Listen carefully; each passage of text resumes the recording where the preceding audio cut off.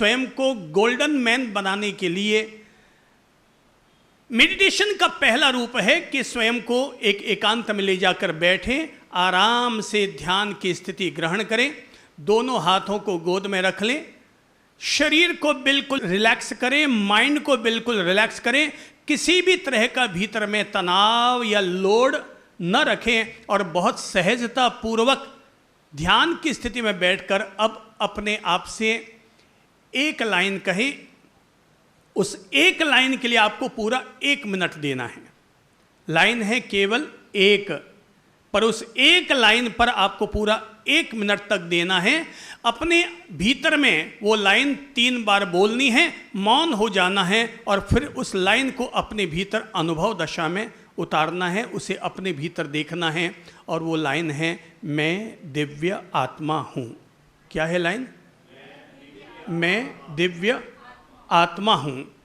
क्या है? वापस बोलिए, मैं दिव्य आत्मा हूँ। तीसरी बार फिर बोलिए, मैं दिव्य आत्मा हूँ। ये हमने केवल ये 3 शब्द हैं, मैं दिव्य आत्मा हूँ, ये 4 शब्द हैं। पर ये 4 शब्द बस केवल अपने भीतर बोलो, खुद को मोटिवेट करो और 1 मिनट तक अपने भीतर इस लाइन को उतरते हुए अनुभव करो। जैसे लोग कहते हैं कि वेद आसमान से उतर कर आए, आगम आसमान से उतर कर आए, कुरान बाइबल आसमान से उतर कर आई। मैं कहूँगा आप यही मानकर चलो कि ये जो लाइन मैं अपने आप से बोल रहा हूँ ये सबसे दिव्य मंत्र की तरह है, और वो है, मैं दिव्य आत्मा हूँ। लाइन क्या है? सब बोल लो। देखो, अभी तो हम ये बोलते हैं, मैं नवरत्न हूँ, मैं हनुमान प्रसाद हूँ, अथवा मैं, आपका नाम क्या है, मैं देवेंद्र हूँ। तो अभी तो हम जो बोलते हैं वो इस तरह के नामों से अपनी पहचान देते हैं कि मैं ये हूँ। भाई ये सारे नाम तो आरोपण हैं। पैदा हुए थे तो आपके पापा जी पंडित जी के पास गए, बोले राशि क्या? बोले ये राशि है। बोले इस राशि पर ये 5-7 नाम होते हैं, आपने वो रख दिए। आज नए ज़माने के लोग हैं तो गूगल ढूंढ करके और नया नया नाम निकाल करके वैसा नाम उसका रख दिया। तो ये नाम तो आरोपण वाले नाम हो गए। जबकि मैं आपको इन नामों से मुक्त होकर केवल एक बात भीतर में अनुभव करने के लिए प्रेरित कर रहा हूं कि मैं दिव्य आत्मा हूं। क्या हूं? तो पहली चीज तो है मैं आत्मा हूं, उसमें दूसरा विशेषण जोड़ना है कि मैं दिव्य आत्मा हूं। I am divine soul. मैं आत्मा हूं, पहली बात तो हम आत्मा को भूल गए। दूसरी बात, उस आत्मा में रहने वाली दिव्यता को भूल गए। तो एक तरह से हर आदमी अब भुलक्कड़ भाई साहब बन गया है। वो केवल याद रखता है तो अपनी पत्नी का नाम, अपने पति का नाम, बच्चों का नाम, लेकिन वो ये भूल जाता है कि मैं एक आत्मा भी हूं और मेरा अपना कोई अस्तित्व भी है। मैं जन्मा था तो शरीर में मेरा प्रवेश हुआ, और जब मैं पार्थिव शरीर का त्याग करूंगा तो ये मेरी आत्मा इसमें से अगली यात्रा के लिए निकल पड़ेगी। कभी भी किसी भी व्यक्ति को आत्मा का बोध करना हो तो केवल एक पल में आत्मा का अनुभव और बोध हो सकता है। खुद को कभी शमशान में ले जाओ और वहां सजी हुई चिता को देखो, उस लाश को देखो और अपने को देखो, दोनों को देखकर बोध प्राप्त करो कि दोनों में क्या अंतर है। आपको उसी समय आत्मज्ञान हो जाएगा कि ये शव है, आंख, नाक, बुद्धि, माथा, हार्ट, सब कुछ वहीं का वहीं पड़ा है, पर एक चीज निकल गई जिसके कारण अब ये शव बन गया, ये लाश बन गया। उसको देखते ही आत्मबोध जग जाएगा। हाँ, मैं आत्मा हूं जिसके कारण मैं जीवित हूं, ये शरीर जीवित है। तो अपने आप से कहो कि मैं दिव्य आत्मा हूं। ये 1 मिनट तक, केवल 3 बार अपने आप से कहो, 1 मिनट तक फिर उसका अंदर में एक्सपीरियंस करो। अपनी शारीरिक स्थिति में, अपनी मानसिक स्थिति में, जो भी स्थिति है, अब उनमें इस लाइन को अंदर में उतरने दो, अपने सबकॉन्शियस माइंड में अंदर तक उतरने दो और ये गहराई तक जाने दो कि मैं दिव्य आत्मा हूँ। ज्यों ज्यों दिन बीतेंगे आपके जीवन में पलने वाली शैतानी अपने आप मिट जाएगी। एक भोगी की आत्मा मर जाएगी और एक योगी की आत्मा भीतर में जागृत हो जाएगी। अभी तो हम सब भूले हैं। क्या है? भूले हैं। भुलक्कड़ लोग होते ना, अपने आप को भूल गए हैं। मैंने कभी पढ़ा है, बचपन में पढ़ा है, बचपन में सुना है कि एक शेरनी ने अपने बच्चे को जन्म दिया, लेकिन बच्चे को जन्म देते ही वो शेरनी मर गई। तो संयोग से उधर में एक भेड़ों का झुंड, भेड़ बकरियों का झुंड उधर से गुजरा। अब शेर का बच्चा था तो ना भेड़ डरी ना बकरियां डरी, और वो भी सब वहां पर जाकर के बैठ गई। तो बच्चा उन भेड़ बकरियों के पास आया और उनके थन में मुंह डाल करके और उनका दूध पीने लगा। अब उसको जान में जान आई बच्चे को, शेर के बच्चे को। अब वो कौन से दूध पीने का आदी हो गया है? भेड़ का दूध, बकरियों का दूध। अब वो उन्हीं के साथ रह रहा है, उन्हीं के साथ मैं वो मिमियाने लगा है उन्हीं के साथ। अब तो रात दिन जगह जहां जहां जाता है वो भेड़ बकरियों के साथ ही जाता है, भेड़ बकरियों के बाड़े में ही जाकर के बंद जाता है। और जो चरवाहा है उसने तो वास्तव में उसके गले में डोरी डाल दी है, और वो जैसे बाकी भेड़ बकरियों को दौड़ाने के लिए, भगाने के लिए बैंत मारता है, वैसे वो शेर के बच्चे को भी बैंत मारता है। वो शेर का बच्चा भी बढ़ते बढ़ते भेड़ बकरियों के साइज का हो गया। तो एक बार जब वो भेड़ बकरियां वन से उपवन से गुजर रही थी कि तभी पहाड़ी पर अपने शिकार के इंतजार में बैठा हुआ शेर वो भेड़ बकरियों को देख रहा था कि इनमें से किस भेड़ बकरी को अपना शिकार बनाया जाए। तो वो गौर से देख रहा था। देखते देखते अचानक उसकी नजर किस पर पड़ी? शेर के बच्चे पर। वो चौंका, रही ये कौन सा अद्भुत आश्चर्य, कौन सा कलयुग आ गया है कि शेर का बच्चा भेड़ बकरियों के साथ चल रहा है। बोले कहीं ना कहीं गलती हुई है, कहीं ना कहीं गफलत हुई है। वो गया, तो जैसे ही वो गया कि सारी भेड़ बकरियां वहां से भाग गई, मगर शेर का बच्चा भी जब भागने लगा तो शेर ने छलांग लगाई, उस शेर के बच्चे को दबोच में लिया और कहा कि तू कहाँ जाता? बोले मैं। बोले कहाँ मैं? अरे तू शेर है? शेर? बोले मैं कहाँ शेर हूँ, मैं तो भेड़ हूँ, बकरी हूँ। बोले तू शेर है? शेर? शेर ने उस शेर के बच्चे को अपनी आगोश में लिया, दबोच में लिया, और उसे तालाब के किनारे लेकर आया और कहा कि देख अब तेरे और मेरे चेहरे में क्या फ़र्क है, तेरी और मेरी बॉडी में क्या फ़र्क है, देख। शेर के बच्चे ने जैसे ही तालाब के पानी में झांका तो दोनों क्या नजर आए? शेर नजर आए। बोले हाँ भाई, जो तू है वही मैं हूं। तो बोले कि मैं बोले मैं करना छोड़, और एक जोर की दहाड़ लगा। तो जो अब तक मैं करता था तो भेड़ बकरियां उसके पास आती थी, आज उसने जैसे एक जोर की दहाड़ लगाई कि दहाड़ लगाते ही सारी बकरियां और भेड़ें यहाँ से वहाँ से भग गई। और तब शेर ने उसको आत्मबोध दिया, और आत्मबोध दे करके उसे पहचान कराई कि तू लायन है, लायन। अपने आप को शेर के रूप में पहचानो, अपने आप को गीदड़ भेड़ बकरी के रूप में नहीं।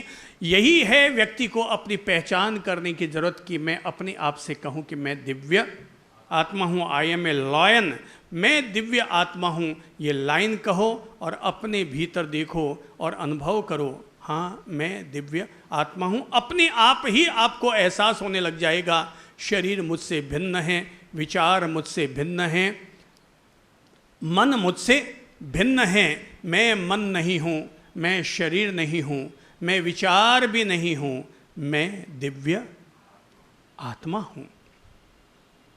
अपने आप से ये एक लाइन 3 बार बोलो, मोटिवेट करो खुद को, और फिर 1 मिनट का खुद को समय दो कि ये लाइन आपके रोम रोम तक व्याप्त हो सके, आपके सबकॉन्शियस के अंदर की गहराई तक ये लाइन अंदर में उतर सके, और तब पता चल सके मैं दिव्य आत्मा हूँ। नाम, मेरा भी नाम चंद्र प्रभु रखा हुआ है, पर ये सारे नाम आरोपण हैं, एक व्यावहारिक पुकारने के लिए व्यवस्था है, बाहरी पहचान के लिए है। हकीकत में तो मैं एक दिव्य आत्मा हूँ। अपने आप से सप्ताह भर भी बोलकर देख तो लो, और फिर देखो आपके भीतर आपका कॉन्फिडेंस कैसा बढ़ेगा। आपके भीतर की दिव्यता अपने आप अंदर में जागृत होनी शुरू हो जाएगी। भाई दीप जलाओगे तो अंधेरा तो जरूर दूर होगा ही होगा।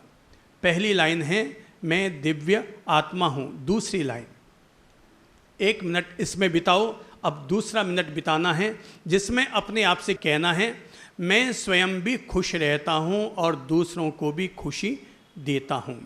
क्या है लाइन?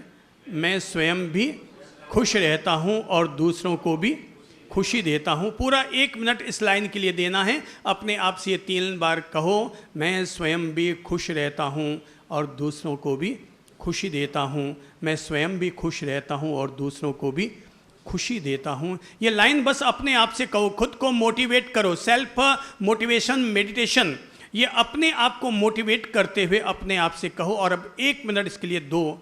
अब मैं खुद भी खुश रहता हूँ। अंदर में अपने आप खुशी बढ़नी शुरू हो रही है और मैं दूसरों को भी खुशी देता हूँ। अब थोड़ा हो सकता है अंदर में चिंतन भी चले, यार मैं खुशी कहाँ देता हूँ, मैं तो लोगों के साथ बदमाशियाँ करता हूँ, मम्मी के आगे जिद करता हूँ, या कोई बड़ा है तो मैं अपनी पत्नी को बहुत सताता हूँ, मैं ये वो सब। अब अंदर में थोड़ा चिंतन चलेगा, चलने दो। अगर कभी वो 1 मिनट का टाइम 3 मिनट भी चला जाए तो और अच्छी बात है।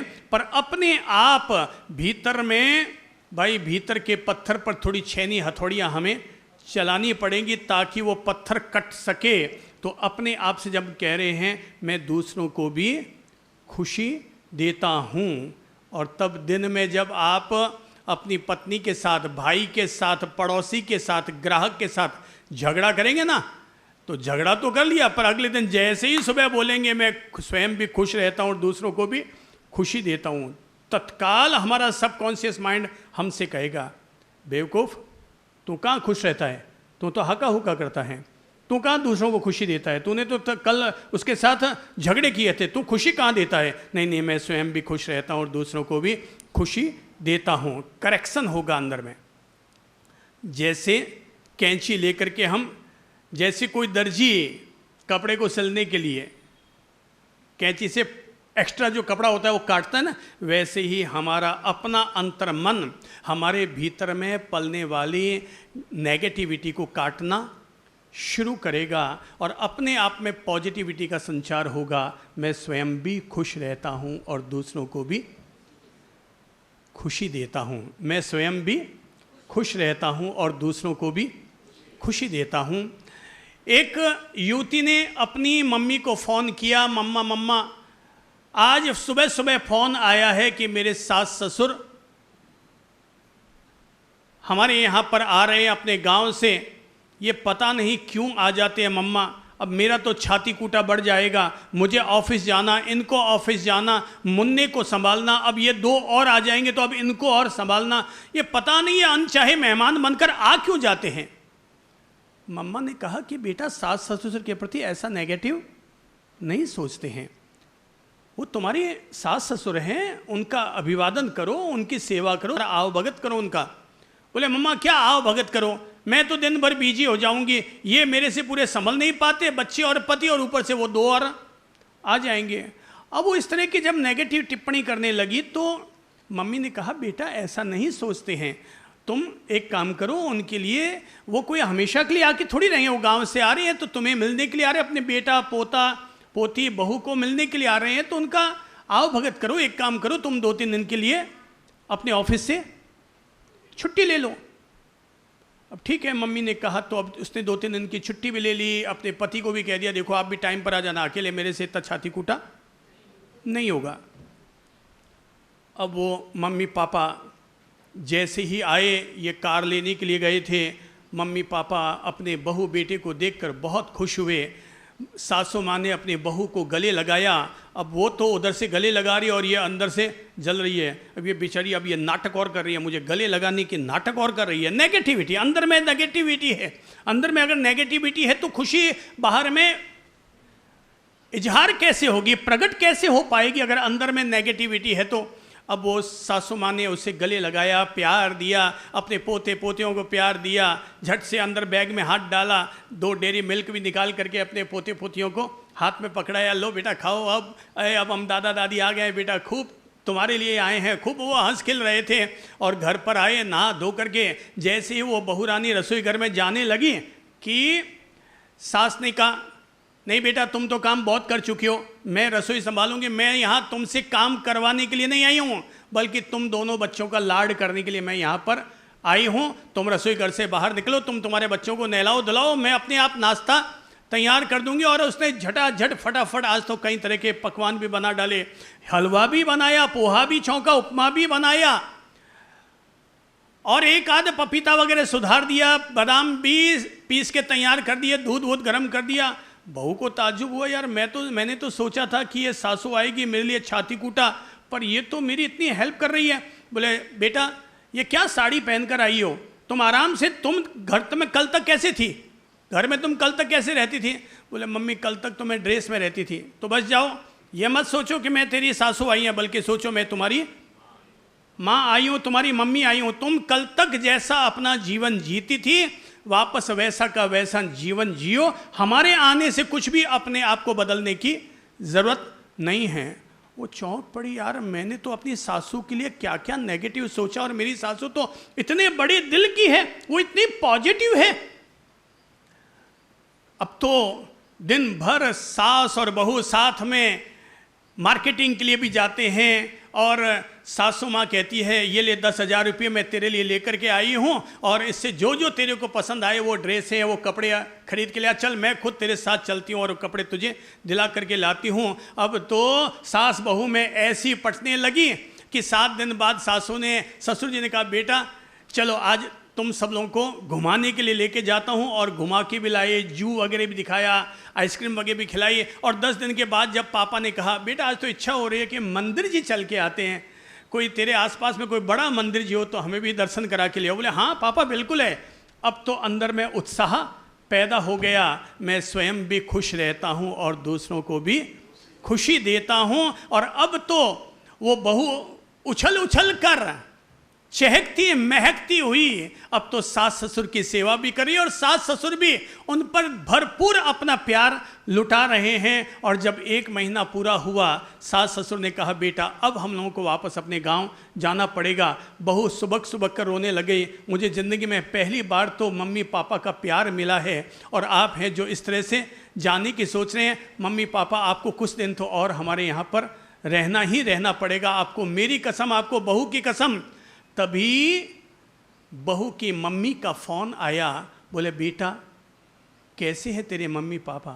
उसने कहा मम्मा मत पूछो मेरी मम्मी कैसी है, पापा कैसे हैं। मैंने तो सोचा था सास ससुर एक छाती कूटा होता है, पर वो महीना भर यहाँ रहे, उन्होंने मुझे इतना प्यार दिया, इतना प्यार दिया मम्मी पापा कि आपकी भी याद मुझे नहीं सताई, आपको फ़ोन करना तक मुझे याद नहीं आया। उन्होंने मुझे इतना अपना प्यार मुझ पर लौटाया है, इतना प्यार लुटाया है। मम्मा मैं समझती हूँ कि वो मम्मी पापा मेरे सास ससुर जो हैं वो मेरे लिए भगवान का वरदान है। मैं तो उनसे अनुरोध करूँगी वो ज़िंदगी भर यहीं पर रहे, वापस गांव न जाए। और तब मम्मी ने अपनी बेटी से कहा कि बेटा ये आज प्रतिज्ञा ले लो कि मैं स्वयं भी खुश रहती हूँ और दूसरों को भी खुश रखती हूँ। अपने मम्मी पापा से, अपने सास ससुर से ये प्रेरणा ले लो, ये मोटिवेशन ले लो, ये सीख ले लो। सुबह उठो ना तो उठते ही अपने आप से पूछ लिया करो, बोल तुझे खुशी चाहिए या ना खुशी। क्या चाहिए आपको, खुशी चाहिए या ना खुशी? आपको क्या चाहिए, किसको चाहिए खुशी? हाथ खड़ा करके बताइए तो। अच्छा सबको खुशी चाहिए, कोई ऐसे भी है जिसको ना खुशी चाहिए? कोई है, कोई है जिनको ना खुशी चाहिए? अच्छा कोई भी नहीं है जिनको ना खुशी चाहिए, तो भाई एक काम किया करो ना, सुबह सुबह अपने आप से पूछ लिया करो, बोल हे आत्मन बोल, तुझे खुशी चाहिए या ना खुशी, और जो अंदर से आवाज आए उसका चयन कर लीजिएगा, और जो अंदर से आवाज आई है उसको फॉलो करना शुरू कर दीजिएगा। अंदर से क्या जवाब आया, खुशी कि ना खुशी? खुशी। तो खुशी का चयन करो, खुद भी खुश रहो और दूसरों को भी खुशियां दो। जेठानी हो तो देरानी को खुशी दो, देरानी हो तो जेठानी को खुशी दो, बहू हो तो सास को खुशी दो, और सास हो तो बहू को खुशी दो।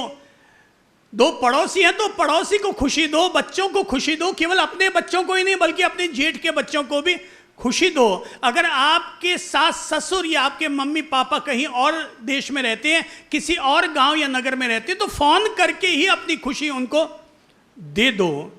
भाई आज सोचो, जैसे आपको याद नहीं होगा कि आपने अपनी बहू के मुंह में अपने हाथों से कभी एक कौर खाना खिलाया हो। बात समझ में आ रही है? जैसे आज आपकी बहू ने आपको खाना परोसा, आपने हम लोगों से प्रेरणा पा रखी थी, सो दाल में रोटी चूरी और चूर करके खाने लगे। पर जैसे ही खाने लगे उससे पहले वो जो बहू आपके लिए वापस एक गरम फुल्का लेके आ रही हैं, उसको झट से कहो, बेटा आओ आओ पास में आओ बैठो, आज तो तुझे अपने हाथ से एक कौर खाना खिलाने की इच्छा हो रही है। वो एक कौर खाना उसे खिला दो। अब अगला जो फुल्का आएगा ना, उसमें बहू की खुशी और 4 गुनी उसके दिल में समाई हुई होगी।